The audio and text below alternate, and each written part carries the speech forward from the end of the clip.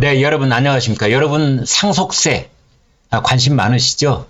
재산이 많든 적든 거기에 관계없이 또는 기업을 하고 계시는 분, 그냥 일반인으로 계시는 분, 은퇴한 상태에 있는 분, 집이 한 채 있거나 또는 금융자산이 좀 있거나 부동산이 좀 있거나 아무튼 이 상속 문제, 자식과의 관계 또는 자기가 일군 것을 어떻게 후대에 전해줄 것인가, 이런 근본적인 그런 문제에서부터 기업하시는 분들은 기업의 존속, 이런 문제하고 다 연결이 돼 있고, 큰 이제 규모로 봤을 땐 우리나라의 경제에 있어서 상속이 얼마나 발목을 잡고 있는 일인가에 대한 비판적인 얘기까지 다 포함해서 이제 이 상속은 어떻게든 상속세가 문제인데 이거 손봐야 되는 것 아니냐.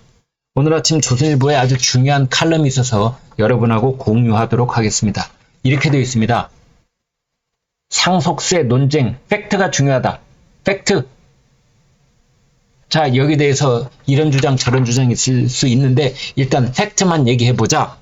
현진권 전 한국재정학회 회장 했던 분인데 이분 칼럼 지금부터 공유하겠습니다.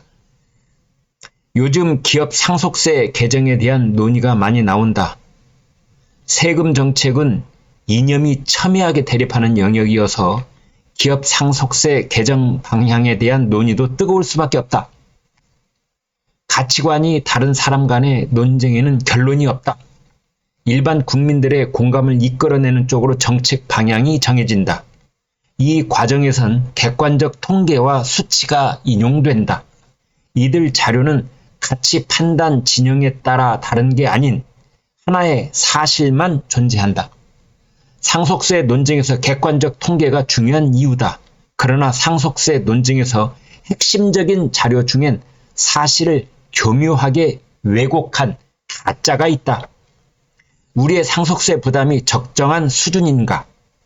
이는 상속세 개편 논쟁에서 우선적으로 검토되어야 할 출발점이다.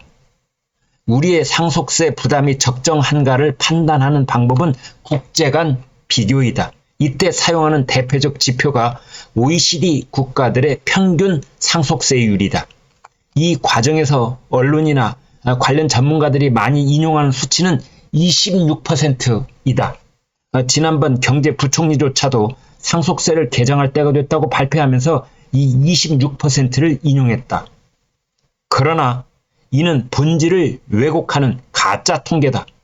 평균치란 전체 집단의 특성을 하나의 숫자로 표현하는 대표적인 방법이고 그 과정은 단순하고도 명료하다. 전체 38개 나라 OECD 국가들의 개별 최고 상속세율을 합산해 전체 국가 수로 나누면 된다. 그 결과는 13%다. 그래서 OECD 국가들의 평균 상속세율은 13%다. 이 결과치에는 이념도 필요 없고 서로 인정해야만 하는 사실이다. 그러나 26%란 왜곡된 평균치를 유도하는 과정을 보면 누군지 모르지만 의도를 가진 교활함을 느낄 수 있다. OECD 국가들 중에선 상속세가 없는 국가가 14개 나라나 된다. 이 국가들을 제외하고 상속세가 있는 국가들만의 평균 상속세율을 계산하면 26%가 된다. 필자가 처음엔 왜 많은 언론에서 26% 수치를 사용하는지에 대한 의문을 가졌었다. 이후 이 계산 과정을 우연히 발견하고선 누군가의 의도적 왜곡을 느꼈다.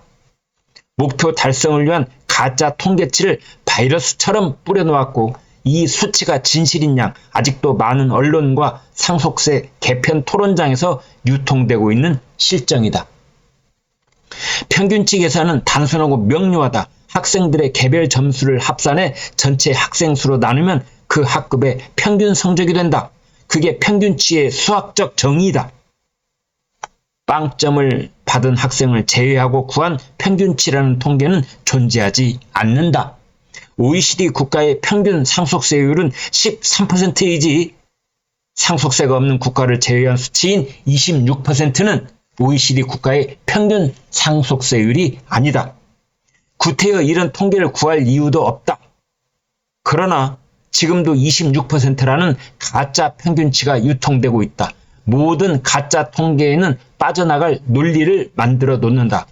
OECD 국가의 평균 상속세율 26%란 주장에 가짜 평균치임을 지적하면 상속세가 존재하는 국가만을 대상으로 구한 평균치라고 부연 설명한다. 평균치는 전체 집단을 대상으로 진단하는 통계치이지 일부분만을 떼어놔서 구한 부분적 평균치란 존재하지 않는다. 평균치에 부연 설명하는 꼬리표가 달리면 더 이상 평균치가 아니다. 그 다음, 한국의 최고 상속세율은 50%이다. 일본은 55%이다. 따라서 우리가 전 세계에서 둘째로 상속세율이 높다고 한다. 그러나 우리의 상속세 제도에는 다른 국가들에는 없는 독특한 게 있다. 기업 대주주의 경우엔 20%를 할증해서 상속세 부담을 더 높인다. 그러므로 우리의 최고 상속세율은 60%이다. 많은 국가의 상속세 제도는 누진 구조를 갖는다. 상속액에 따라 계산하는 세율이 다르다. 국가 간 상속세 부담을 비교하는 수치는 상속세율의 최고치다. 그래서 한국에서 최고의 상속세율은 50%가 아니고 60%이다. 결론적으로 한국의 상속세율은 60%로 전 세계에서 가장 높으며 OECD 국가의 평균 상속세율은 13%이다. 이러한 숫자에는 정치와 이념이 필요 없다. 단지 객관적인 진실이 존재할 뿐이다.